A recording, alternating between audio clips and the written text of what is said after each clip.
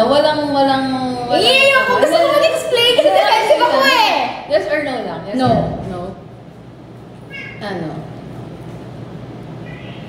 Ako ready. Takot ako. Takot ako. Sa mundo. Hindi pa ako ready, Lord. Ay! Gusto ko pray. Hindi pa ako ready, guys. Parang wala pa siya sa... Hindi ko pa siya... Hirap pa. Parang sa ngayon, ayoko pa siyang tignan na idadagdag ko sa sobrang busy na schedule ko. Grabe, umuwi na nga lang ako ng condo para matulog. Ilang oras para mag-prep, ganyan. So, paano mo pa maisisingit yung love life? Unless, charot na.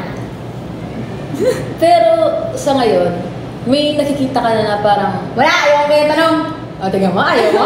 Di ba? Kasi, di ba? Kasi yung mga tanong mo, para pa may sinasabi. Wala akong sinasabi. Alam mo, namumula ka pa, kikilig ka. Yung mga tanong mo kasi, para ka nang merong... Hindi. Sige, ano ba tanong? Ano to? Ano na? Pero sa akin, parang may nakikita ka na ba na parang, uy, okay itong tao to Tingnan mo? Jojoahin ko to. Alam ko na yan! Meron ka ng tao sa isip mo na gusto mo lang. Oo nga, pero ikaw nga, gano'n, may ano ba? May parang tao na... Ano? Parang kasi mo na, ay parang... Kung magjojoba ko, parang gusto ko ganito. Parang gusto ko ganyang tao. Oo naman. Ganyan lang. Si Kuya Ray Park. Ay, hindi. Wag ka nga mag-explain, yes or no lang. Ayoko! Makiklip ako! Tapos may misunderstood ng mga tao. Bibigyan nila ng meaning. Kaya dapat ko mong sabihin, oo, ganun kay Kuya Ray Park. Kasi sobrang nakita ko yung growth ni Ate Zainab sa Grabe talaga. Tsaka kung paano niya alagaan yung si Ate Zainab, paano niya mahalin si Ate Zainab, saludo ako. Pero syempre, yung way din kasi na pagmamahal ni Ate Zainab sobra. Bibi image. Hoy, anong BBE? Grabe naman kayo. Hindi. Grabe din kasi magmahal sa Ate Zainab. Give and take talaga sila. Pero sa nakikita ko, pag nakahanap ka kasi ng tao na match talaga sa'yo. Kumbaga, kape at creamer. Hindi naman sila magkapareho. Matapang yung isa soft. Pero dahil match sila, nagbi-blend sila, and ang sarap nila tagay.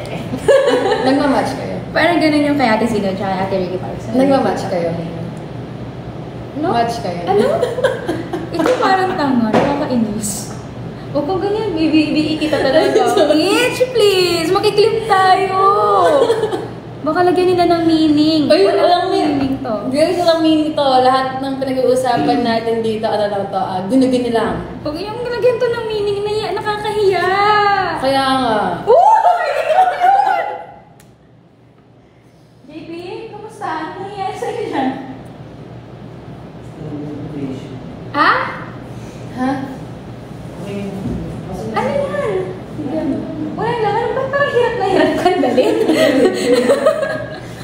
May nag-iisip ako eh. Huwag kayong ganyan ba? Kasi nakakaya sa mga taong nanonood. Nakakaya sa mga CV. Kasi baka akala talaga nila, totoo. Pero may mga napanood ka na clips Oo, nakakakita kasi ako ng mga clips. Nakakuha. Kung ikaw, kung parang, Kaya minsan ayaw mo na mag-live. Kasi, yung isang araw, naka-live ako. Tapos meron sila kinoment na, smile if you like ganyan. Ay, syempre sabi ko, kasi hindi nababasa yung mga comments. tawa nga kasi ako ng tawa. Tapos, akala nila nag-smile ako. Tapos, meron pa na, parang sabihin nila, may tanong. Tapos ngumiti ako. Hindi ko naman nabasa ito. Tapos sabihin nila, hala, ngumiti siya kasi tapos, sabi sa comment section, totoo, ganyan. Tapos naka-crap sila para meron ka mabubuo na mga words, ganyan. So, kaya nag-iingat ako kasi minsan may mga kinakrap sila na, for example, ang sabihin ko, sobrang sarap ng seafood, gusto kong kainin yan talaga. Pwede, ikiklip nila, sobrang sarap, kainin ko yan talaga. Ganun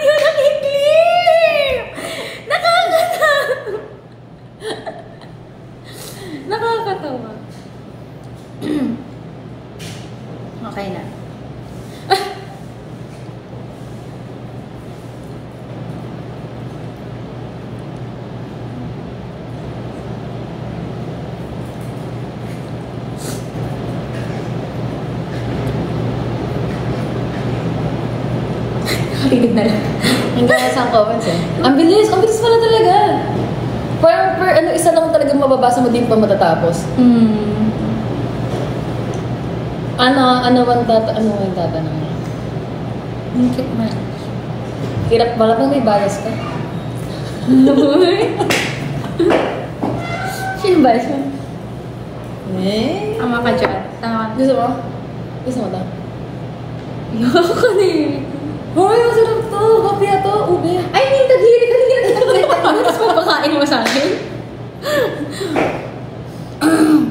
Swello coffee ko. Ang favorite ko doon is yung ano nila. Yung sesame seed na merong charcoal. Charcoal sesame seed. Yun yung favorite ko.